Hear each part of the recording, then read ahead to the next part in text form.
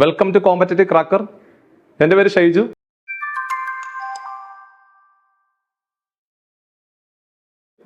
അപ്പോൾ നമ്മുടെ പുതിയ ക്ലാസ്സിലേക്ക് നമ്മൾ കടക്കുവാണ്. നമ്മൾ ഇതിന് മുമ്പായിട്ട് മാത്സിന്റെ കുറെ ക്ലാസ്സുകൾ ചെയ്തു. ഏകദേശം 3 ക്ലാസ്സുകൾ നമ്മൾ കംപ്ലീറ്റ് ചെയ്തു. കേരള ഹൈക്കോർട്ട് ഒയയ്ക്ക് വേണ്ടിയിട്ടുള്ള ഒരു ക്ലാസ്സുകളാണ് ഇപ്പം നടന്നുകൊണ്ടിരിക്കുന്നത്. ഏറ്റവും അവസാനം ചോദിച്ചു പോയ പരീക്ഷകളുടെ ചോദ്യങ്ങൾ പരമാവധി നിങ്ങളെ പരിചയപ്പെടുത്തി പ്രയോജനപ്പെടുത്തുക എന്നുള്ളതാണ് നമ്മുടെ ലക്ഷ്യം. സോ അത്തരത്തിലെ നമ്മുടെ 4ാമത്തെ ക്ലാസ് ആണിത്. അപ്പോൾ ആദ്യത്തെ 3 ക്ലാസ്സുകൾ നിങ്ങൾ വളരെ ഭംഗിയായിട്ട് കണ്ടു നോക്കണം. പരമാവധി ചോദ്യങ്ങൾ ഗെയിൻ ചെയ്യണം. ഏറ്റവും അവസാനം നടന്നുപോയ പരീക്ഷയുടെ ചോദ്യങ്ങളുടെ അതേ പാറ്റേൺ തന്നെ വരാം നമുക്ക് അടുത്ത പരീക്ഷയ്ക്കും. അതുകൊണ്ടാണ് നമ്മൾ പ്രീവിയസ് ചോദ്യങ്ങൾ മാത്രം നിങ്ങളെ പരിചയപ്പെടുത്തുന്നത്. അപ്പോൾ നമുക്ക് ഇവിടെ നമ്മൾ പറഞ്ഞതുപോലെ തന്നെ 25/6/2023 ഡിഫറൻ്റ്ലി ഏബിൾഡ് ആയിട്ടുള്ള ഉദ്യോഗാർത്ഥികൾക്ക് നടന്നുപോയ നമ്മുടെ കേരള ഹൈക്കോർട്ട് ഒയയുടെ പരീക്ഷയുടെ ക്വസ്റ്റ്യൻ പേപ്പറാണ് നമ്മൾ പല വീഡിയോ ക്ലാസ്സുകളിൽ പരിചയപ്പെടുത്തിയത്. ഇന്ന് അതിന്റെ ബാക്കി ചോദ്യങ്ങളുമായിട്ടാണ് നമ്മൾ വന്നിരിക്കുന്നത്. അവിടെ മക്കളെ നമുക്ക് 1ാമത്തെ ക്വസ്റ്റ്യൻ നോക്കാം. ചോദ്യം വളരെ സിമ്പിൾ ചോദ്യം. 2.5 ഡിവൈഡഡ് ബൈ 0.05ന്റെ വില എത്ര എന്നാണ് ചോദ്യം. ഇതാണ് നമ്മുടെ ചോദ്യം. 2 ദശാംശ സംഖ്യകളെ ഹരിച്ചെടുക്കുക എന്നതാണ് നമ്മുടെ ചോദ്യം. ഇതാണ് ചോദ്യം. അപ്പോൾ ഇവിടെ 2.5നെ 0.05 കൊണ്ട് ഹരിച്ചാൽ മതി. ഇതാണ് നമ്മുടെ ചോദ്യം. അപ്പോൾ നമ്മൾ ചെറിയ ക്ലാസ്സിൽ പഠിച്ചിട്ടുണ്ട്, ഈ ദശാംശ സംഖ്യകളുടെ ഹരണവുമായി ബന്ധപ്പെട്ട ചോദ്യങ്ങൾ ചോദിച്ചു കഴിഞ്ഞാൽ ആദ്യം ആ സംഖ്യകളെ നിങ്ങൾ എണ്ണൽ സംഖ്യകളാക്കി മാറ്റണം. അതിനുവേണ്ടി 1 ദശാംശ സ്ഥാനമേ ഉള്ളെങ്കിൽ 10 കൊണ്ട് ഗുണിച്ചാൽ മതി. 2 ദശാംശ സ്ഥാനം ഉണ്ടെങ്കിൽ 100 കൊണ്ട് ഗുണിക്കുക. 3 ദശാംശ സ്ഥാനം ഉണ്ടെങ്കിൽ 1000 കൊണ്ട് ഗുണിക്കുക. നമുക്ക് എല്ലാവർക്കും അറിയാവുന്ന കാര്യമാണ്. അതായത് ഇപ്പോൾ 0.7 എന്ന് പറയുന്ന ഒരു ദശാംശ സംഖ്യ, ഇതിനെ എണ്ണൽ സംഖ്യയാക്കി മാറ്റണമെങ്കിൽ എന്ത് ചെയ്താൽ മതി? ഒരു 10 കൊണ്ട് ഗുണിച്ചാൽ മതി. 0.7 10 കൊണ്ട് ഗുണിച്ചു കഴിഞ്ഞാൽ അത് എണ്ണൽ സംഖ്യയായിട്ട് മാറും, 7 ആയിട്ട് മാറും. അതല്ല 2 ദശാംശ സ്ഥാനം ഉണ്ടെങ്കിൽ 0.29 എന്ന് പറയുന്ന ഒരു ദശാംശ സംഖ്യ, അതിനെ എണ്ണൽ സംഖ്യയാക്കി മാറ്റണമെങ്കിൽ 2 ദശാംശ സ്ഥാനം ആയതുകൊണ്ട് 100 കൊണ്ട് ഗുണിച്ചാൽ മതി. 100 കൊണ്ട് ഗുണിക്കുവാണെങ്കിൽ നമുക്ക് 29 എന്ന് കിട്ടും. അതായത് ദശാംശ സ്ഥാനം മാറിയിട്ട് അത് എണ്ണൽ സംഖ്യയായിട്ട് അങ്ങ് മാറും. ഇങ്ങനെയാണ് നമ്മൾ ദശാംശ സംഖ്യകളെ എണ്ണൽ സംഖ്യകളാക്കി മാറ്റുന്നത്. അതേപോലെ തന്നെ ഇവിടെ നിങ്ങൾ നോക്കുക, അംശത്തിലെ 1 ദശാംശ സ്ഥാനമാണുള്ളത്, ഛേദത്തിലെ 2 ദശാംശ സ്ഥാനം ഉണ്ട്. നിങ്ങൾ നോക്കേണ്ടത് എവിടെയാണോ കൂടുതൽ ദശാംശ സ്ഥാനം ഉള്ളത്. നിങ്ങൾ എപ്പോഴും നോക്കേണ്ടത് അംശത്തിലാണോ കൂടുതൽ, ഛേദത്തിലാണോ കൂടുതൽ എന്ന് നോക്കണം. എവിടെയാണോ കൂടുതൽ ദശാംശ സ്ഥാനമുള്ളത് അത്രയും 0.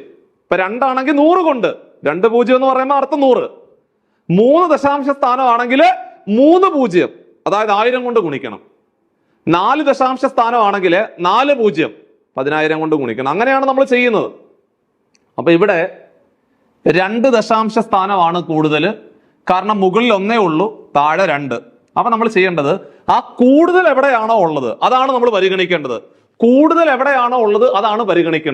അപ്പൊ ഇവിടെ കൂടുതൽ ഉള്ളത് താഴെയല്ലേ, 2 അല്ലേ താഴെ ഉള്ളത്.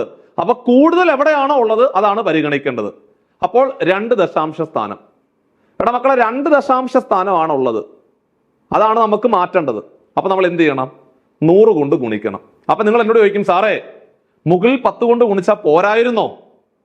താഴെ 100 കൊണ്ട് ഗുണിച്ചു. പക്ഷെ നമുക്ക് മാത്സിനകത്ത് അങ്ങനെ പറ്റത്തില്ലടാ.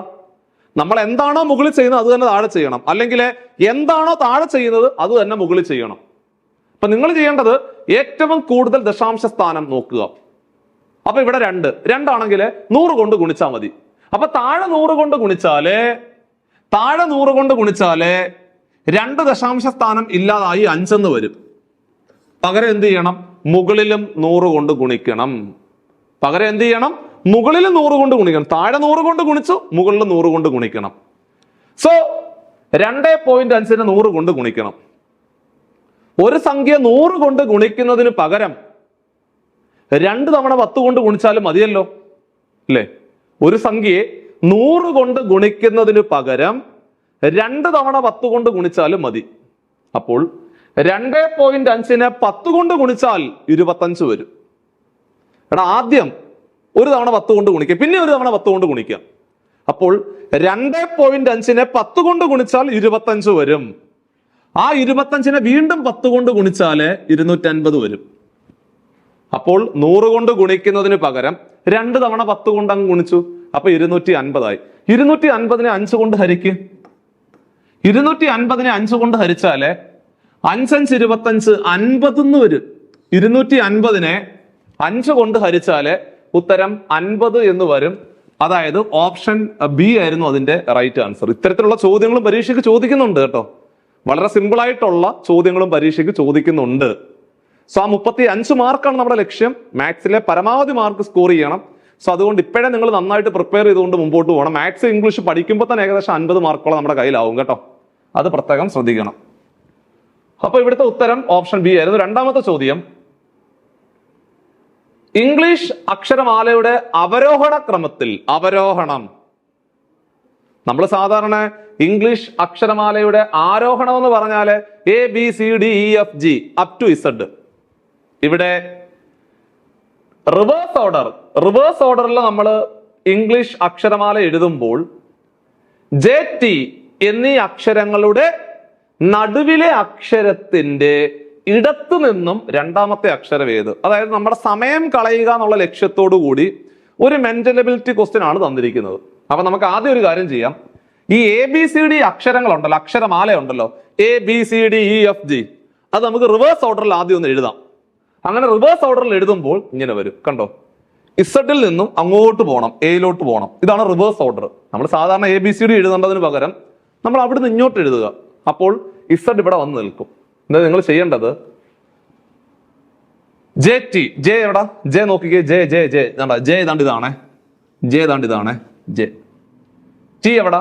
ടി ഏതാണ്ട് ഇതാണ്, കണ്ടോ? ഈ JT എന്നീ അക്ഷരങ്ങളുടെ നടുവിലെ അക്ഷരം പിടിക്കണം. നടുവിലെ അക്ഷരം നിങ്ങൾ പിടിക്കണം. അപ്പം ജെ മുതൽ ടി വരെ എത്ര അക്ഷരം ഉണ്ടെന്ന് നോക്കിക്കേ. 1 2 3 4 5 6 7 8 9 10 11 അക്ഷരം ഉണ്ട്. സോ ഈ 11 അക്ഷരത്തിന്റെ നടുവിൽ എന്ന് പറയുമ്പോൾ കറക്റ്റ് നടുവിൽ ഭാഗം എന്ന് പറയുമ്പോൾ 6ാമത്തെ അക്ഷരമാണ്. 5 എണ്ണം അവിടെ, 5 എണ്ണം അവിടെ, 6ാമത്തെ അക്ഷരമാണ്. 11ന്റെ സെന്റർ 6ാമത്തെ അക്ഷരമാണ്. മൊത്തം 11 അക്ഷരങ്ങള്, അതിന്റെ നടുവ് കൃത്യം സെന്റർ എന്ന് പറഞ്ഞു കഴിഞ്ഞാല് 6ാമത്തെ അക്ഷരം. നോക്കിക്കോണേ, ആണ്ടേ 1 2 3 4 5 6, ആണ്ടേ ഇതാണ് കറക്റ്റ് സെന്റർ. ഇത് നിങ്ങൾ നോക്കിയേ, ഇങ്ങോട്ട് നോക്കിയേ. 1 2 3 4 എണ്ണം ഇവിടെ ഉണ്ട്, ഇവിടെ 4 എണ്ണം ഉണ്ട്. 1 2 3 4 ഇവിടെ 4 എണ്ണം ഉണ്ട്. ബാക്കിയുള്ളത് ജെ അവിടെയും ടി ഇവിടെയുമാണ്. അപ്പൊ കറക്റ്റ് സെന്റർ എന്ന് പറഞ്ഞാൽ O ആണെന്ന് മനസ്സിലായി. അപ്പോൾ JT എന്നീ അക്ഷരങ്ങളുടെ നടുവിലെ അക്ഷരം അത് O ആണെന്ന് മനസ്സിലായി. അക്ഷരത്തിന്റെ ഇടത്ത് നിന്നും രണ്ടാമത്തെ അക്ഷരം, ഇടതെന്ന് പറഞ്ഞാൽ ഇങ്ങോട്ട്, ഇടത് കൈ നോക്കിയാൽ പോരെ. ഇടത് നിന്നും രണ്ടാമത്തെ അക്ഷരം, ഇടതെന്ന് പറഞ്ഞാല് ഇങ്ങോട്ട്. ഇടതു നിന്നും ആദ്യത്തെ അക്ഷരം P ആണ്, രണ്ടാമത്തെ Q ആണ്. Q. ഓപ്ഷൻ സി ആയിരുന്നു റൈറ്റ് ആൻസർ. കണ്ടോ, Q. അതായത് സെന്റർ നിൽക്കുന്ന അക്ഷരത്തിന്റെ ഇടത് രണ്ടാമത്തെ അക്ഷരം ഏതെന്നായിരുന്നു ചോദിച്ചത്. ഉത്തരം Q. ഇത്തരം ചോദ്യങ്ങളും പരീക്ഷയ്ക്ക് ചോദിക്കും. എത്രയും പെട്ടെന്ന് ആൻസറിലേക്ക് എത്തുന്നതാണ് കഴിവ്. അടുത്തത്, 2 സംഖ്യകളുടെ അനുപാതം 6 5 ആണ്. അവയുടെ വ്യത്യാസത്തിന്റെ വർഗം വലിയ സംഖ്യയുടെ 2 ഇരട്ടിയാണെങ്കിൽ സംഖ്യകൾ ഏതൊക്കെയാണ് എന്നാണ് ചോദിച്ചിരിക്കുന്നത്. അപ്പൊ അംശബന്ധം അനുപാതം എന്ന് പറയുന്ന ചാപ്റ്ററുമായിട്ട് ബന്ധപ്പെട്ട ചോദ്യമാണ്. സംഖ്യകളുടെ അംശബന്ധം ചോദ്യകർത്താവ് തന്നിട്ടുണ്ട്. സംഖ്യകളുടെ അംശബന്ധം 6 5 ആണ്. അപ്പൊ നമുക്കൊരു കാര്യം ചെയ്യാം. സംഖ്യകള് 6 5 ആണെങ്കിൽ ആദ്യ സംഖ്യ 6x, രണ്ടാമത്തത് 5x എന്ന് എടുക്കാമല്ലോ. അത് നമ്മൾ ചെറിയ ക്ലാസ്സിലെ പഠിച്ചിട്ടുണ്ട്.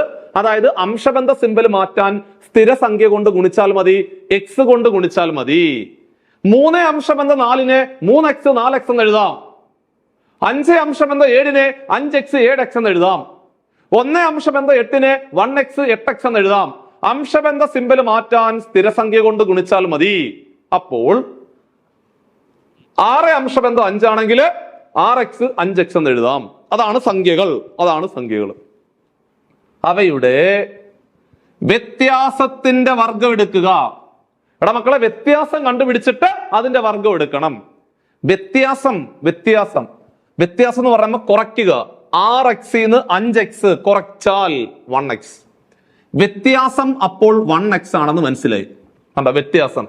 ആ വ്യത്യാസത്തിന്റെ വർഗം എന്ന് പറഞ്ഞ സ്ക്വയർ. ഇതിന്റെ സ്ക്വയർ എടുക്കുമ്പോൾ കിട്ടുന്നത് വലിയ സംഖ്യയുടെ 2 ഇരട്ടിയാണ്. ഇതിന്റെ അതായത് വ്യത്യാസത്തിന്റെ വർഗം എടുക്കുമ്പോൾ നമുക്ക് കിട്ടുന്ന എന്താണ്? വലിയ സംഖ്യയുടെ 2 ഇരട്ടി. വലിയ സംഖ്യ എന്ന് പറഞ്ഞാൽ 6x അല്ലേ? 6xന്റെ 2 ഇരട്ടി, 2 മടങ്ങ്, 2 ഇരട്ടി, 2 കൊണ്ട് ഗുണിക്കുക. 6xനെ 2 കൊണ്ട് ഗുണിച്ചാൽ എത്ര? എടാ മക്കളെ, 6xനെ 2 കൊണ്ട് ഗുണിച്ചാലേ 12x എന്ന് വരും. കണ്ടോ? 12x എന്ന് വരും. 12x എന്ന് വരും.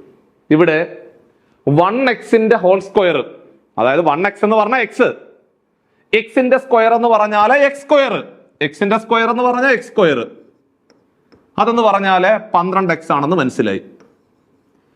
ഈ വലതുവശത്ത് കിടക്കുന്ന ഒരു എക്സും ഇടതുവശത്ത് കിടക്കുന്ന പവറോടെ കട്ട് ചെയ്യാം.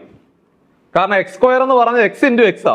ഒരു എക്സും ആ അപ്പുറത്ത് കിടക്കുന്ന എക്സൂടെ കട്ട് ചെയ്താലേ എക്സിന്റെ വില 12 എന്ന് കിട്ടും. കണ്ടോ? എക്സിന്റെ വില നമുക്ക് എന്ത് കിട്ടി? എടാ എക്സിന്റെ വില 12 എന്ന് കിട്ടി. എക്സിന്റെ വില 12 എന്ന് കിട്ടി. ചോദിച്ചത് സംഖ്യകൾ ഏതൊക്കെയാണ് എന്നാണ് ചോദ്യം. സംഖ്യകൾ 6x 5x ആണ്. എക്സിന്റെ വില 12 ആണ്. എക്സിന്റെ വില 12 ആണ്. അപ്പോൾ 6x എന്ന് പറഞ്ഞാല് 6 × 12 72. അടുത്തത് 5x എന്ന് പറഞ്ഞാല് 5 × 12 60 എന്ന് വരും. ഉത്തരം 72 ആൻഡ് 60. ഓപ്ഷൻ സി ആയിരുന്നു റൈറ്റ് ആൻസർ. സിമ്പിൾ അല്ലേ? അപ്പോൾ അംശബന്ധം അനുപാതം എന്ന് പറഞ്ഞ ചാപ്റ്ററുമായിട്ട് ബന്ധപ്പെട്ട ചോദ്യങ്ങളും നമുക്ക് പരീക്ഷയ്ക്ക് പ്രതീക്ഷിക്കാവുന്നതാണ്. അടുത്തത് 12 മണിക്കൂർ സമയ ദൈർഘ്യത്തിനുള്ളില് ഒരു ക്ലോക്കിലെ സൂചികൾ എത്ര തവണ മട്ടകോൺ കാണിക്കും എന്നാണ് ചോദ്യം. ഇത് നമ്മുടെ കേരള PSCയുടെ പരീക്ഷകള്, നമ്മുടെ LDC പരീക്ഷയാണെങ്കിലോ LGSന്റെ പരീക്ഷയാണെങ്കിലോ ഡിഗ്രി ലെവൽ പരീക്ഷകളൊക്കെ എഴുതാൻ പോകുന്ന സമയത്ത് ക്ലോക്കിനകത്ത് നിന്ന് ചോദിക്കുന്ന സ്ഥിരം ചോദ്യമാണ്. അപ്പൊ നമ്മൾ പഠിച്ചു വെച്ചിരിക്കുന്നത് ഒരു ക്ലോക്കിലെ സൂചികൾ എന്ന് പറയുമ്പോൾ മണിക്കൂർ സൂചിയും മിനിറ്റ് സൂചിയാണ് പ്രധാനപ്പെട്ട 2 സൂചികൾ. How many times in 12 hours the hands of a clock എന്ന് പറയുമ്പോൾ അത് മണിക്കൂർ സൂചിയും മിനിറ്റ് സൂചിയുമാണ്. റൈറ്റ് ആംഗിൾ സൃഷ്ടിക്കുന്നത് എത്ര തവണയാണ്? അപ്പൊ നമ്മൾ സാധാരണ കാണാതെ പഠിച്ചുകൊണ്ടാണ് എക്സാം ഹാളിൽ പോകുന്നത്. എന്തുവെന്നറിയോ? ഒരു ക്ലോക്കിലെ മിനിറ്റ് മണിക്കൂർ സൂചികൾ ഒരു ദിവസം എത്ര പ്രാവശ്യം ഒരുമിക്കും എന്ന് ചോദിച്ചാൽ ഉത്തരം 22 ആണ്. എത്ര പ്രാവശ്യം ഒരുമിക്കും എന്ന് ചോദിച്ചാൽ ഉത്തരം 22 ആണ്. എത്ര തവണ മട്ടകോൺ സൃഷ്ടിക്കും? ഒരു ദിവസത്തെ കണക്കാണ് കാണാതെ പഠിച്ചുകൊണ്ട് പോകുന്നത് എക്സാമിന്. എത്ര തവണ മട്ടകോൺ സൃഷ്ടിക്കും എന്ന് ചോദിച്ചാൽ 44. എത്ര തവണ എതിർദിശയിൽ വരും? എതിർദിശയിൽ വരും എന്ന് ചോദിച്ചാൽ ഉത്തരം 22. എത്ര തവണ നേർരേഖയിൽ വരും? സ്ട്രെയിറ്റ് ലൈൻ നേർരേഖയാണെങ്കിൽ ഉത്തരം 44. ഇത് 4 പരീക്ഷയ്ക്ക് എപ്പോഴും ചോദിക്കാറുണ്ട്. ഒരു ക്ലോക്കിലെ മിനിറ്റ് മണിക്കൂർ സൂചികൾ ഒരു ദിവസം എത്ര പ്രാവശ്യം ഒരുമിക്കും? 22. ഒരു ക്ലോക്കിലെ മിനിറ്റ് മണിക്കൂർ സൂചികൾ ഒരു ദിവസം എത്ര പ്രാവശ്യം മട്ടകോൺ സൃഷ്ടിക്കും? 44. ഒരു ക്ലോക്കിലെ മിനിറ്റ് മണിക്കൂർ സൂചികൾ ഒരു ദിവസം എത്ര പ്രാവശ്യം എതിർദിശയിൽ വരും? ഉത്തരം 22. ഒരു ക്ലോക്കിലെ മിനിറ്റ് മണിക്കൂർ സൂചികൾ ഒരു ദിവസം എത്ര പ്രാവശ്യം നേർരേഖയിൽ വരും? ഉത്തരം 44. ഇത് നമ്മളിങ്ങനെ കാണാൻ പഠിച്ചുകൊണ്ടാണ് പോകുന്നത്. അപ്പൊ ഒരു ദിവസം 44 തവണ മട്ടകോൺ സൃഷ്ടിക്കുമെങ്കിൽ 12 മണിക്കൂറിലെ നേർപകുതി 22 ആണ് വരുന്നത്. പക്ഷേ 22 എന്ന് പറയുന്നൊരു ആൻസർ ഇല്ല ഇതിനകത്ത്. അപ്പോ സത്യം പറഞ്ഞു കഴിഞ്ഞാൽ 22 ആണ് ആൻസർ. പക്ഷെ ഓപ്ഷനകത്ത് ആൻസർ 22 എന്ന് പറയുന്ന ആൻസർ ഇല്ലാത്തത് കൊണ്ടും കേരള ഹൈക്കോർട്ട് പ്രസിദ്ധീകരിച്ച final answer key, provisional answer key ആണെങ്കിലും ഫൈനൽ ആൻസർ കീ ആണെങ്കിലും അവർ പറയുന്ന ആൻസർ ഓപ്ഷൻ ബി ആണ്. 24 ആണ് കിടക്കുന്നത്. 22 ആയിരുന്നു കറക്റ്റ് ആൻസർ. പക്ഷെ ഫൈനൽ ആൻസർ കീയിലെ 24 ഉത്തരമായിട്ട് കൊടുത്തിരിക്കുന്നത്. അതിങ്ങനെയാണ്, അതായത് 1 മണിക്കൂറിലെ 2 തവണ മട്ടകോൺ വരും. അപ്പൊ 12 മണിക്കൂറിൽ 12 × 2 24 ആ ഒരു രീതിയിലാണ് പോയിരിക്കുന്നത്. പക്ഷെ അങ്ങനെ വരത്തില്ല, അങ്ങനെ ഒരു തെറ്റുണ്ട്.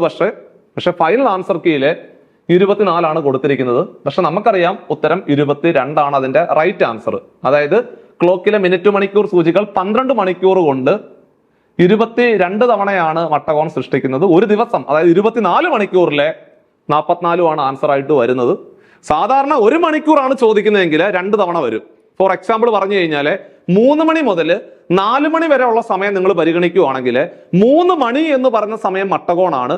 അതുപോലെ 3:38, 3:35, 3:38 സമയമൊക്കെ പരിഗണിച്ചു കഴിഞ്ഞാൽ അവിടെ ഒരു മട്ടകോൺ വരും. അങ്ങനെ ചുരുക്കി പറഞ്ഞാൽ 1 മണിക്കൂറിൽ 2 മട്ടകോൺ വരുന്നുണ്ട്. പക്ഷേ 12 മണിക്കൂറിൽ 12 × 2 24 മട്ടകോൺ വരത്തില്ല. അതിന് വേറെ കാരണമൊക്കെ ഉണ്ട്. പക്ഷെ ആൻസർ ഇവിടെ 24 ആണ് കേരള ഹൈക്കോടതിന്റെ ഫൈനൽ ആൻസർ കീയിൽ വന്നിരിക്കുന്നത് കേട്ടോ. അപ്പൊ നമുക്ക് അടുത്ത ചോദ്യം പരിഗണിക്കാം. ചോദ്യം ശ്രദ്ധിക്കുക. If the day after tomorrow is Sunday, what was day before yesterday? യെസ്റ്റർഡേയുടെ തലേ ദിവസം ഏതാണെന്നാണ് ചോദിച്ചത്. തന്നിരിക്കുന്നത് ഡേ ആഫ്റ്റർ ടുമോറോ, നാളെ കഴിഞ്ഞുള്ള ദിവസം സൺഡേ ആണ്. നാളെ കഴിഞ്ഞ് സൺഡേ, നാളെ കഴിഞ്ഞിട്ടാണ് സൺഡേ. നാളെ കഴിഞ്ഞുള്ള ദിവസം സൺഡേ ആണെങ്കിൽ നാളത്തെ ദിവസം സാറ്റർഡേ ആയിരിക്കത്തില്ലേ? അപ്പൊ നാളെ സാറ്റർഡേ ആണെന്ന് മനസ്സിലായല്ലോ. നാളെ സാറ്റർഡേ ആണ്. നാളെ കഴിഞ്ഞുള്ള ദിവസം സൺഡേ ആണെങ്കിൽ നാളെ ഏത് ദിവസമാ? സാറ്റർഡേ ആണ്, ശനിയാഴ്ചയാണ്. എടാ നാളെ സാറ്റർഡേ ആണെങ്കിൽ ഇന്ന് വെള്ളിയാഴ്ചയാണെന്ന് മനസ്സിലാക്കാവല്ലോ. അപ്പൊ ഇന്ന് വെള്ളിയാണെന്ന് മനസ്സിലായി, ഇന്ന് വെള്ളിയാണ്. അപ്പൊ ഇന്ന് വെള്ളിയായിരുന്നെങ്കിൽ ഇന്നലെ ഇന്നലെ ഇന്നലെ ഏത് ദിവസമായിരുന്നു? ഇന്നലെ വ്യാഴമായിരുന്നു എന്ന് മനസ്സിലാക്കാൻ പറ്റും അല്ലേ? നാളെ ശനിയാണ്, അപ്പൊ ഇന്ന് വെള്ളിയാണ്.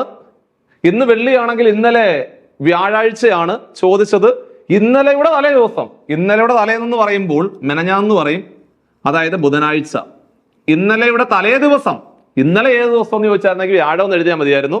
ഇന്നലെയുടെ തലേ ദിവസം ഏതെന്ന് ചോദിച്ചത് ഉത്തരം ബുധൻ. ബുധൻ ബുധൻ അതായത് വെനസ്ഡേ എന്ന് പറയുന്ന ഓപ്ഷൻ ഉണ്ടോ നോക്കുക. ഫ്രൈഡേ അല്ല, തേഴ്സ്ഡേ അല്ല, ട്യൂസ്ഡേ അല്ല. അപ്പൊ ഉത്തരം നൺ ഓഫ് ദിസ് ആണ്. അതായത് ഓപ്ഷൻ ഡി ആയിരുന്നു റൈറ്റ് ആൻസർ. ഉത്തരം ബുധൻ ആയിരുന്നു അവിടുത്തെ റൈറ്റ് ആൻസർ. ബുധനാണ്, അതായത് ഓപ്ഷനകത്ത് ഇതിനകത്ത് 3 എണ്ണത്തിനകത്തും ഇല്ല. അപ്പൊ ഇതൊന്നും അല്ല, ഓപ്ഷൻ ഡി ആയിരുന്നു റൈറ്റ് ആൻസർ. അതായത് നമുക്ക് കിട്ടിയ ഉത്തരം ബുധനാഴ്ചയാണ് അവിടുത്തെ ശരിയായ ഉത്തരം എന്ന് മനസ്സിലാക്കാൻ സാധിക്കും. അപ്പൊ നമ്മൾ ക്ലോക്കിന്റെ ചോദ്യം പരിചയപ്പെടുത്തി, കലണ്ടർ പരിചയപ്പെടുത്തി. അടുത്തത് നമ്മുടെ ട്രെയിൻ എന്ന് പറയുന്ന ചാപ്റ്ററുമായിട്ട് ബന്ധപ്പെട്ട ചോദ്യമാണ്. ഇത് നമ്മുടെ പരീക്ഷയ്ക്ക് ചോദിച്ച മറ്റൊരു പ്രധാനപ്പെട്ട ക്വസ്റ്റ്യനാണ്. എടാ മണിക്കൂറിൽ 60 കിലോമീറ്റർ എന്ന വേഗതയിൽ ഒരുപോലെ സഞ്ചരിക്കുന്ന ഒരു ട്രെയിനെ ഒരു തൂൺ അല്ലെങ്കിൽ ഒരു കമ്പി കടന്നു പോകാൻ 6 സെക്കൻഡ് എടുത്തുവെങ്കിൽ ആ ട്രെയിനിന്റെ നീളം എത്ര എന്നാണ് ചോദ്യം. അപ്പൊ ട്രെയിൻ എന്ന് പറയുന്ന ചാപ്റ്റർ നമ്മൾ ഡീറ്റെയിൽഡ് ആയിട്ട് പഠിപ്പിക്കുന്നുണ്ട് ക്ലാസ്സിലെ. എല്ലാ കാര്യങ്ങളും പറയാനുള്ള സമയമില്ലാത്തത് കൊണ്ട് 4 തരത്തിലുള്ള ചോദ്യങ്ങളാണ് ട്രെയിനകത്ത് പഠിക്കാനുള്ളത്. ഒന്ന്, ഒരു ട്രെയിൻ ലംബമായിട്ട് നിൽക്കുന്ന വസ്തുക്കളെ മറികടക്കുന്ന ചോദ്യങ്ങൾ. ലംബമായിട്ട് നിൽക്കുക എന്ന് പറഞ്ഞാൽ ഇതൊക്കെയാ. തൂൺ, അല്ലെങ്കിൽ ഒരു കൊടിമരത്തിനെ മറികടന്നു, അല്ലെങ്കിൽ ഒരു മനുഷ്യനെ മറികടന്നു, അല്ലെങ്കിൽ ഒരു മരം. അങ്ങനെ ലംബമായിട്ട് കുത്തനെ നിൽക്കുന്ന സാധനങ്ങളെ മറികടന്നു എന്ന് പറയും. അതാണ് ടൈപ്പ് 1 ചോദ്യം. ഓരോന്നിനും ഇക്വേഷൻ ഉണ്ട്.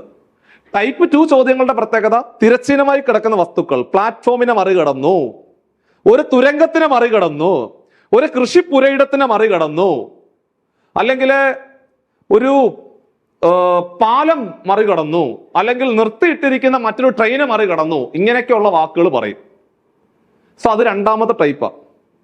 മൂന്നാമത്തത് 2 ട്രെയിനുകൾ എതിർ ദിശകളിൽ സഞ്ചരിക്കുന്നു എന്ന് പറയും. അത് മൂന്നാമത്തെ ടൈപ്പാ. നാലാമത്തത് 2 ട്രെയിനുകൾ ഒരേ ദിശയിൽ സഞ്ചരിക്കുന്നു എന്ന് പറയും. അത് നാലാമത്തെ ടൈപ്പ്. അതിൽ ഏതെങ്കിലും ഒരെണ്ണമായിരിക്കും പരീക്ഷയ്ക്ക് ചോദിക്കുന്നത്. ഇവിടെ ടൈപ്പ് 1 ചോദിച്ചത്. കാരണം ഒരു തൂണിനെയാണ് മറികടക്കുന്നത്. കണ്ടോ, ഒരു പോൾ തൂൺ, അല്ലെങ്കിൽ ഒരു കൊടിമരത്തിനെ മറികടന്നു, അല്ലെങ്കിൽ ഒരു മരം, അല്ലെങ്കിൽ ഒരു മനുഷ്യനെ മറികടന്നു എന്നായിരിക്കും പറയുന്നത്. സോ അങ്ങനെ ലംബമായിട്ട് നിൽക്കുന്ന വസ്തുക്കളെ മറികടന്നു അല്ലെങ്കിൽ മറികടക്കണം എന്നാണ് പറയുന്നതെങ്കിൽ equation speed is equal to ട്രെയിനിന്റെ നീളം ഡിവൈഡഡ് ബൈ സമയം. ഇതാണ് equation. Speed is equal to ട്രെയിനിന്റെ നീളം ഡിവൈഡഡ് ബൈ സമയം. ട്രെയിനിന്റെ നീളം ഡിവൈഡഡ് ബൈ സമയം. സ്പീഡ് ഇസ് ഈക്വൽ ടു ട്രെയിനിന്റെ നീളം ഡിവൈഡഡ് ബൈ സമയം. ഇതാണ് നമ്മുടെ ഇക്വേഷൻ. അപ്പോൾ ട്രെയിനിന്റെ നീളമാണ് കണ്ടുപിടിക്കേണ്ടത്. മീറ്ററിൽ നിങ്ങൾ ആൻസർ പറയണം. സമയം അവർ സെക്കൻഡിൽ പറഞ്ഞിട്ടുണ്ട്. അപ്പൊ സ്വാഭാവികമായിട്ട് സ്പീഡ് മീറ്റർ പെർ സെക്കൻഡിലേക്ക് മാറ്റണം. ചോദ്യകർത്താവ് തന്നിരിക്കുന്നത് 60 കിലോമീറ്റർ പെർ അവർ സ്പീഡാണ്. സോ കിലോമീറ്റർ പെർ അവറിനെ മീറ്റർ പെർ സെക്കൻഡിലേക്ക് മാറ്റണം. കിലോമീറ്റർ പെർ അവറിനെ മീറ്റർ പെർ സെക്കൻഡിലേക്ക് മാറ്റണം. അപ്പൊ സ്പീഡിന്റെ കൺവേർഷൻ ഓർത്തിരിക്കണം. കിലോമീറ്റർ പെർ അവറിനെ മീറ്റർ പെർ സെക്കൻഡ് ആക്കണമെങ്കിൽ 5/18 കൊണ്ട് ഗുണിച്ചാൽ മതി. നേരെ തിരിച്ച് മീറ്റർ പെർ സെക്കൻഡിനെ കിലോമീറ്റർ പെർ അവറിലേക്ക് മാറ്റണമെങ്കിൽ 18/5 കൊണ്ട് ഗുണി. തിരിഞ്ഞു പോരുത്. അപ്പൊ ചെറുതാക്കണമെങ്കിൽ ചെറിയ സംഖ്യ മേളി വരണം, ചെറുതാക്കണമെങ്കിൽ ചെറിയ സംഖ്യ മേളി വരണം. അതായത് കിലോമീറ്റർ പെർ അവറിനെ മീറ്റർ പെർ സെക്കൻഡ് ആക്കണമെങ്കിൽ 5/18 കൊണ്ട് ഗുണിക്കുക. മീറ്റർ പെർ സെക്കൻഡിനെ കിലോമീറ്റർ പെർ അവർ ആക്കണമെങ്കിൽ 18/5 കൊണ്ട് ഗുണിക്കുക. ഇവിടെ കിലോമീറ്റർ പെർ അവർ ആണ്. കിലോമീറ്റർ പെർ അവറിനെ മീറ്റർ പെർ സെക്കൻഡ് ആക്കണമെങ്കിൽ 5/18 കൊണ്ട് ഗുണിച്ചാൽ മതി. ഇടതുവശം ക്ലിയർ ആവും. അപ്പൊ ഇവിടെ 60 കിലോമീറ്റർ പെർ അവർ. അപ്പൊ നമുക്കതിനെ കിലോമീറ്റർ പെർ അവറിനെ മീറ്റർ പെർ സെക്കൻഡിലേക്ക് മാറ്റണം. സോ 5/18 കൊണ്ട് ഗുണിച്ചാൽ മതി. അപ്പോൾ ഇടതുവശം 60 kilometre per hour. So kilometre per അവറിനെ മീറ്റർ പെർ സെക്കൻഡ് ആക്കാൻ 5/18 കൊണ്ട് ഗുണിച്ചു. വലതുവശം ട്രെയിനിന്റെ നീളം അറിയില്ല, അറിയില്ല, അറിയില്ല. ട്രെയിനിന്റെ നീളം അറിയില്ല. സോ ട്രെയിനിന്റെ നീളം നമ്മൾ അതുപോലെ തന്നെ എഴുതി വെച്ചു. സമയം തന്നിട്ടുണ്ട്, സമയം തന്നിട്ടുണ്ട്. സമയം 6 സെക്കൻഡ്. കണ്ടോ, 6 എന്ന് എഴുതുക. സമയം 6 സെക്കൻഡ് ആണ്. 6 എന്ന് എഴുതുക. ഇനി വെട്ടിക്കും. ഇവിടെ മക്കളെ 6ന്റെ മൂന്നാമത്തെ ഗുണിതമല്ലേ 18? 6 കൊണ്ട് വെട്ടാം. കാരണം ഛേദവും ഛേദവും കൂടെ വെട്ടാം എന്ന് നമ്മൾ നേരത്തെ പറഞ്ഞു തന്നിട്ടുണ്ട്. സമത്തിന്റെ ഒരു വശത്ത് നിൽക്കുന്ന നമ്പറിനെ മറ്റൊരു വശത്ത് നിൽക്കുന്ന നമ്പർ കൊണ്ട് കയറി വെട്ടണമെങ്കിൽ ഒരു കുഴപ്പമില്ല, വെട്ടാം. പക്ഷേ ഒരു കാര്യം പ്രത്യേകം ശ്രദ്ധിക്കണം, അംശം കൂടെ വെട്ടാം, ഛേദവും കൂടെ വെട്ടാം. ഒരു നമ്പറേ ഉള്ളെങ്കിൽ, പ്ലസ് മൈനസും ഇല്ലെങ്കിൽ വെട്ടാം.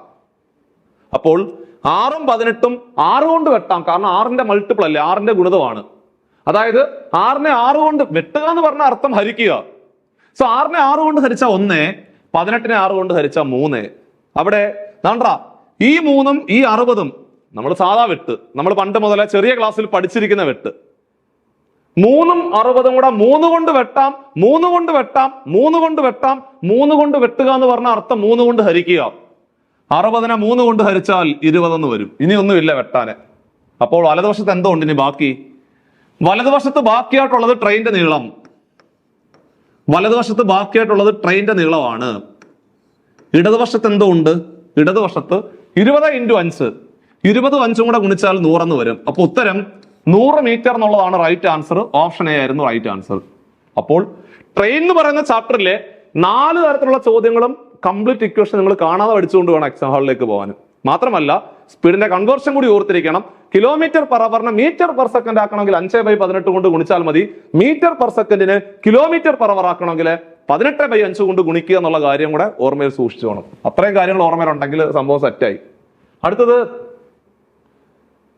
മറ്റൊരു പ്രധാനപ്പെട്ട ചോദ്യം. ഇത് ദശാംശ സംഖ്യകളെ കൂട്ടിയെടുത്താൽ മതി. സിമ്പിൾ. അപ്പൊ നിങ്ങൾ ആ ക്വസ്റ്റ്യൻ വായിച്ചു നോക്കുന്ന സമയത്ത് ഒന്നാമത്തെ ആൻസർ കിട്ടുന്നില്ലെങ്കിൽ കളയുക, രണ്ടാമത്തേലേക്ക് പോവുക. രണ്ടാമത്തെ കിട്ടുന്നില്ല, രണ്ടാമത്തെയും കളയുക. അങ്ങനെ നിങ്ങൾ മുമ്പോട്ട് പോകണം. അല്ലാതെ ഒരു ക്വസ്റ്റ്യന്റെ ആൻസർ കിട്ടുന്നില്ലെങ്കിൽ അവിടെ നമ്മൾ തട്ടി നിന്ന് പോകരുത്. തട്ടി നിന്ന് പോയി കഴിഞ്ഞാൽ ഒരുപാട് സമയം നമ്മുടെ മുമ്പിൽ നിന്ന് പോകും. നിങ്ങൾക്ക് അറിയാവുന്ന ചോദ്യങ്ങൾ അവസാനം കിടപ്പുണ്ടേ, അതിലേക്ക് നിങ്ങൾ പൊയ്ക്കൊണ്ടേ ഇരിക്കണം. ഏറ്റവും അവസാനം സമയം ഉണ്ടെങ്കിൽ തിരിച്ചു വരാം. ഇതൊക്കെ നമ്മൾ അങ്ങ് കട്ട് ചെയ്ത് പോയി. നമുക്കിപ്പോ ഒരു ചോദ്യം കാണുമ്പോൾ നമ്മളെ കൊണ്ട് പറ്റുന്നതാണെങ്കിൽ നമുക്ക് അറിയാമല്ലോ. അത് നമ്മളെ കൊണ്ട് പറ്റാത്തൊരു ചോദ്യമാണെന്ന് കാണുമ്പോൾ തന്നെ അത് കളയണം. 2 സെക്കൻഡിനുള്ളിൽ ആ ചോദ്യം കളഞ്ഞിട്ട് അവസാനത്തെ ക്വസ്റ്റ്യൻ കാണും, നിങ്ങൾക്ക് അറിയാവുന്ന കാണും. അവിടെ ഇല്ലെങ്കിൽ നമുക്ക് തിരിച്ചു വരാം, പെതുക്കെ വരാം, പിന്നീട് വരാം. അല്ലെങ്കിൽ ചില ചോദ്യങ്ങൾ അത് നമുക്ക് അറിയാത്തൊരു ചോദ്യത്തിന് മേൽ നമ്മൾ ഒരുപാട് സമയം സ്പെൻഡ് ചെയ്യുന്നുണ്ടെങ്കിൽ അവസാനം കിടക്കുന്ന അറിയാവുന്ന ചോദ്യങ്ങൾ നമുക്ക് ചെയ്യാൻ പറ്റാതെ വരും. അപ്പൊ അതുകൊണ്ട് ആദ്യമേ നമ്മൾ സ്കിപ്പ് ചെയ്ത് പോകാൻ ശ്രമിക്കണം. അറിയാവുന്നതാണ് ചെയ്യുക, അറിയത്തില്ല കളയുക. സ്കിപ്പ് ചെയ്ത് പോകണം കേട്ടോ. അപ്പോൾ 11.001 എഴുതി കൂട്ടിക്കോ. 11.001. അടുത്തത് 1 പോയിന്റ്. അപ്പം പോയിന്റ് എല്ലാം ഒരുപോലെ വരണം. പോയിന്റ് എല്ലാം ഒരുപോലെ താഴോട്ട് വരണം. കണ്ടു നോക്കിക്കോണേ. 1.1001 1001 എന്ന് പറയുന്ന സംഖ്യ. അടുത്തത് 0.1101 എന്ന് പറയുന്ന സംഖ്യ. ഇത്രയും സംഖ്യകൾ കൂട്ടിയാൽ ആൻസർ എത്രടാ എന്നാ ചോദിച്ചിരിക്കുന്നത്. ഇതാണ് ചോദ്യം. അപ്പോൾ ദശാംശ സംഖ്യകളെ കൂട്ടണമെങ്കിൽ ആദ്യം ചെയ്യേണ്ട പരിപാടി ആ പോയിന്റ് എല്ലാം ഒരുപോലെ വരണം, പോയിന്റ് എല്ലാം ഒരുപോലെ വരുത്തണം. നിങ്ങൾ പോയിന്റ് എല്ലാം ഒരുപോലെ വരുത്തണം. എന്നിട്ട് എവിടെങ്കിലും പോയിന്റ് കുറവുണ്ടെങ്കിൽ അവിടെ 0 ഇട്ട് കൊടുത്തോ ഒരു കുഴപ്പമില്ല. കാരണം പോയിന്റിന് ശേഷം അവസാനം വരുന്ന 0-ന് വിലയില്ല. പോയിന്റിന് ശേഷം അവസാനം വരുന്ന 0-ന് വിലയില്ല. അപ്പൊ പോയിന്റിന് ശേഷം ഇവിടെ ഒരു 0 ഇട്ട് കൊടുത്തോ ഒരു കുഴപ്പമില്ല, നോ പ്രോബ്ലം. ഇനി എല്ലാം കൂടെ കൂട്ടിക്കോ. 0, 1, 1. അപ്പൊ കൂട്ടുമ്പോ 2 വരും. ഇത് 1 ആയിട്ട് മാറി. ഇത് 0, 0, 1 കൂടെ കൂട്ടിയാൽ 1 തന്നെയാണ്. 1, 1 കൂടെ കൂട്ടിയാൽ 2 ആണ്. പോയിന്റ് ഉണ്ടോ? 1, 1 കൂടെ കൂട്ടിയാൽ 2 എന്ന് വരും. അപ്പൊ ചുരുക്കി പറഞ്ഞ അവസാനം ഇവിടെ 1 ഉണ്ട്. അപ്പൊ ആൻസർ 12.2112. 12.2112. ഓപ്ഷൻ ബി ആയിരുന്നു അതിന്റെ റൈറ്റ് ആൻസർ. അപ്പൊ ഇത്തരത്തിലെ സിമ്പിൾ ചോദ്യങ്ങൾ കൂടി പരീക്ഷയ്ക്ക് ചോദിക്കുന്നുണ്ട്. അപ്പൊ അവസാനമുള്ള ചോദ്യങ്ങളെല്ലാം നിങ്ങൾക്ക് പെട്ടെന്ന് ക്രാക്ക് ചെയ്യാൻ പറ്റുന്ന ചോദ്യങ്ങളായിരിക്കും. അപ്പൊ നമ്മൾ ഇന്നത്തെ ക്ലാസ്സിൽ വർക്കൗട്ട് ചെയ്തത് ഏറ്റവും അവസാനം നടന്നു പോയ നമ്മുടെ കേരള ഹൈക്കോർട്ട് OA പരീക്ഷയ്ക്ക് നടന്ന ചില മാത്സിലെ ചോദ്യങ്ങളാണ് പരിചയപ്പെടുത്തിയത്. അപ്പൊ ഇനി ഉള്ള ദിവസങ്ങൾ നമ്മൾ ഇതുപോലെ തന്നെ സ്ഥിരമായിട്ട് വീഡിയോ അപ്ലോഡ് ചെയ്യുന്നുണ്ട്. അതിനിടയിലെ പ്രധാനപ്പെട്ട ഒരു കാര്യം നിങ്ങളോട് ഷെയർ ചെയ്യാനുള്ളത്, നിങ്ങൾ പഠിച്ചുകൊണ്ടിരിക്കുന്ന ഉദ്യോഗാർത്ഥികളാണ്, സീരിയസ് ആയിട്ട് കേരള ഹൈക്കോർട്ട് OA പരീക്ഷയ്ക്ക് വേണ്ടി തയ്യാറെടുക്കുന്ന ഉദ്യോഗാർത്ഥികൾക്ക് വേണ്ടിയിട്ട് മാത്സും ഇംഗ്ലീഷും കൂടുതൽ ഫോക്കസ് ചെയ്തുകൊണ്ട് നമ്മൾ പുതിയൊരു ബാച്ച് കൂടി, ഓൺലൈൻ ബാച്ച് കൂടി നമ്മൾ സ്റ്റാർട്ട് ചെയ്യുവാണ്. സോ ഈ ഒരു ബാച്ചിന്റെ പ്രത്യേകത, നമ്മൾ ഡെയിലി ലൈവ് ക്ലാസ്സുകളും അതേപോലെ സ്ഥിരമായിട്ട് നമ്മൾ മോഡൽ എക്സാമുകളും അതേപോലെ റിവിഷൻ ക്ലാസ്സുകളും ഉൾപ്പെടെയുള്ള PDF നോട്ടൊക്കെ ഉൾപ്പെടെയുള്ള കംപ്ലീറ്റ് പാക്കേജ് ആണ്. സോ ഈ ഒരു നമ്മൾ പറയുന്ന രീതിയിൽ പഠിച്ചെടുക്കുന്ന ഉദ്യോഗാർത്ഥികൾക്ക് നല്ല റിസൾട്ടും കിട്ടുന്നുണ്ട്. സോ ഈ ഒരു അവസരം കൂടി പരമാവധി പ്രയോജനപ്പെടുത്താവുന്നതാണ്. നിങ്ങൾ തുടക്കക്കാരാണെങ്കിലും പഠിച്ച് പാതി വഴിയിൽ എത്തി നിൽക്കുന്ന ഉദ്യോഗാർത്ഥികളാണെങ്കിലും, അല്ലെങ്കിൽ ഇപ്പൊ നിങ്ങൾ പഠിച്ചുകൊണ്ട് ഇരിക്കുന്നതിനിടയിൽ എങ്ങനെയാണ് പഠിക്കേണ്ടത്, ഏതൊക്കെ പോർഷനാണ് കൂടുതൽ ഇമ്പോർട്ടൻസ് കൊടുക്കേണ്ടത് എന്നുള്ള കാര്യങ്ങളൊന്നും അറിയില്ലെങ്കിൽ പോലും നിങ്ങൾക്ക് ഈ ബാച്ചിലേക്ക് വരിക. ഞങ്ങൾ പറയുന്നത് പോലെ നിങ്ങൾ പഠിക്കുക. തീർച്ചയായിട്ടും വരാൻ പോകുന്ന റാങ്ക് ലിസ്റ്റിലെ നിങ്ങളുടെ പേര് ആദ്യമേ ഉണ്ടാവും. സോ ഈ ഒരു ബാച്ചിലേക്ക് അഡ്മിഷൻ എടുക്കുവാൻ വേണ്ടിയിട്ട് നിങ്ങൾക്ക് ഈ കാണുന്ന നമ്പറിലെ കോൺടാക്ട് ചെയ്യാം. 8590202323 എന്ന് പറഞ്ഞ നമ്പറിലെ കോൺടാക്ട് ചെയ്യാവുന്നതാണ്. ഒരുപാട് മുൻവർഷ ചോദ്യങ്ങൾ അവിടെ നമ്മൾ ക്ലാസ്സിൽ ഇതുപോലെ തന്നെ ഇതേ സെയിം മെത്തേഡ് ഇപ്പൊ നമ്മൾ ക്ലാസ്സിൽ പഠിച്ചില്ലേ, ഇതേപോലെ തന്നെ ഒരുപാട് ചോദ്യങ്ങളൂടി നമ്മൾ ക്ലാസ്സിൽ പരിചയപ്പെടുത്തുന്നുണ്ട്. അപ്പൊ ഇന്നത്തെ ക്ലാസ് നിങ്ങൾക്ക് എല്ലാവർക്കും ഉപകാരപ്പെട്ടു എന്ന് തന്നെ വിശ്വസിക്കുന്നു. അടുത്ത ഒരു ക്ലാസ്സുമായിട്ട് വീണ്ടും നമ്മൾ കാണാം. അപ്പോൾ ചാനൽ ഇനിയും സബ്സ്ക്രൈബ് ചെയ്തിട്ടില്ലെങ്കിൽ സബ്സ്ക്രൈബ് ചെയ്യുക. പരമാവധി നിങ്ങളുടെ ഫ്രണ്ട്സിലേക്ക് ഷെയർ എത്തിക്കുക. അടുത്ത ക്ലാസ്സിൽ നമ്മൾ ഇതിന്റെ ബാക്കി ചോദ്യങ്ങളുമായിട്ട് വീണ്ടും കാണാം. So take care.